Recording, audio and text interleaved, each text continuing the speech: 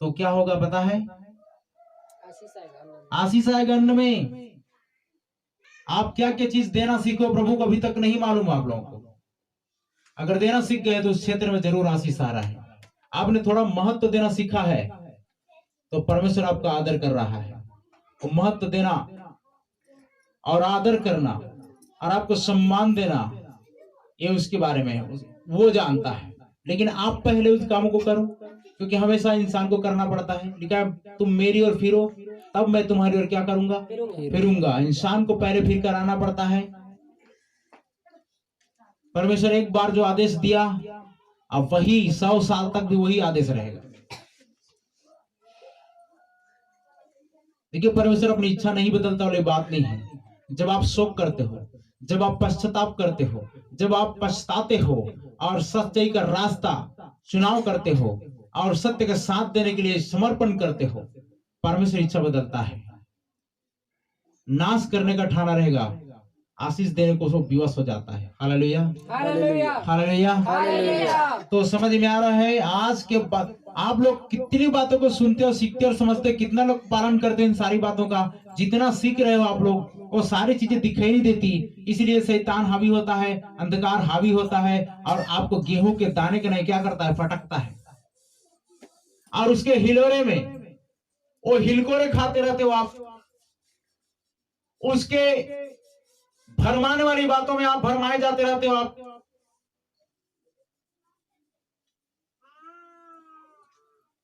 और कहते हो कि हमें ऐसी आशीष चाहिए, है ना? गीत गा रही थी जबरदस्त अभी प्रभु की बेटी, क्या दुख हो चाहे सुख हो नाम तेरा लेते रहेंगे, नाम तेरा लेते रहेंगे, जिस तरह प्रभु तुम रखोगे वैसे ही हम तो रहेंगे। Hallelujah, hallelujah. गा देने से नहीं हो जाता प्रभु के प्रिय लोगों, वैसा जीवन भी जियो। और क्या है? हो बड़ा या छोटा घर हो महल या टूटा घर हो, वास तेरा हो जहां। बड़े बड़े आलीशान बंगलों में प्रभु है? नहीं है। हैं? नहीं। तो किसका रास्ता चुनाव कर रहे हो? छोटा घर, टूटा घर, महल का?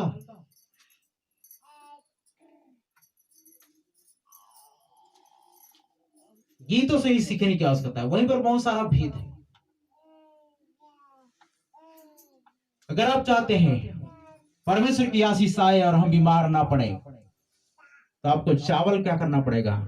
अलग करना पड़ेगा। देखिए क्या लिखा है, परमेश्वर के भवन में कोई छूछे हाथ नहीं। ठोकर खाते लोग, नहीं पास्टर मांगता है, मैं नहीं मांगता। आपको नियम सिखाता हूं, परमेश्वर का नियम सिखाता हूं, पालन करो तो आशीष आएगा, नहीं करोगे तो श्राप आएगा। क्या आएगा जी? आज्ञा पालन से आशीष आती है, आज्ञा उल्लंघन से श्राप आता है। इसलिए कई लोग स्थिर नहीं हो पाए, कई लोग का दिमाग शांत नहीं हो पाता। परमेश्वर से प्रेम रखना क्या है? आज से करोगे जी, मुंडी डिलाने से नहीं चलेगा। ऐसा ऐसा करेंगे। कितने लोग करेंगे? सब लोग करेंगे पक्का? किसके सामने बोल रहे हो? हाँ, जब कुछ दुख आएगा ना तो पास्टर को दोष दोगे, है ना? गवाही जबरदस्त दे रहे हो और जरा सा उतार चढ़ा हो गया, प्रभु के दास ही ऐसा है।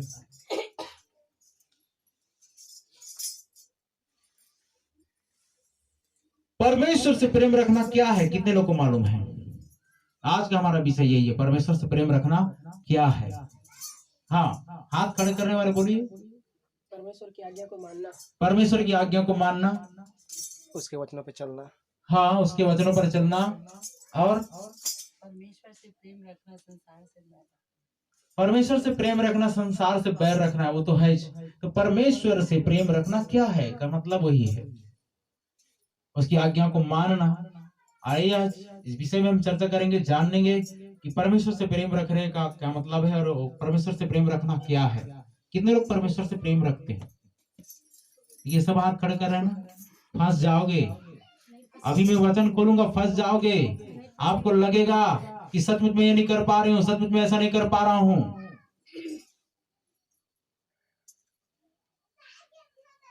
परमेश्वर की उपस्थिति देखिए, कई बार जब परमेश्वर आपको अपने कंट्रोल में, अपने नियंत्रण में, अपने अधीनता में लेकर के, अनुशासन दे करके चलाना चाहता है, सिखाना चाहता रहता है, जयवन करना चाहता रहता है, उसी घड़ी आप क्या करते रहते पता है?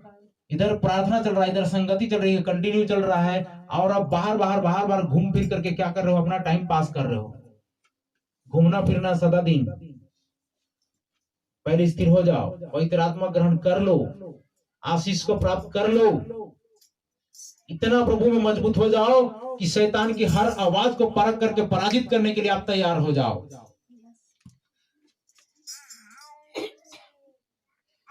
अन्यथा वो क्या करेगा? लिखा है कि शैतान ने तुम में से कितनों को मांग लिया है, बोलता है। वो मांगता भी है, बताओ कि गेहूं के नहीं फटके। कैसे फटके? गेहूं के नहीं फटे। मैं चरवाहे को मारूंगा और भेड़ तितर बितर हो जाएंगी। क्या हो जाएंगी?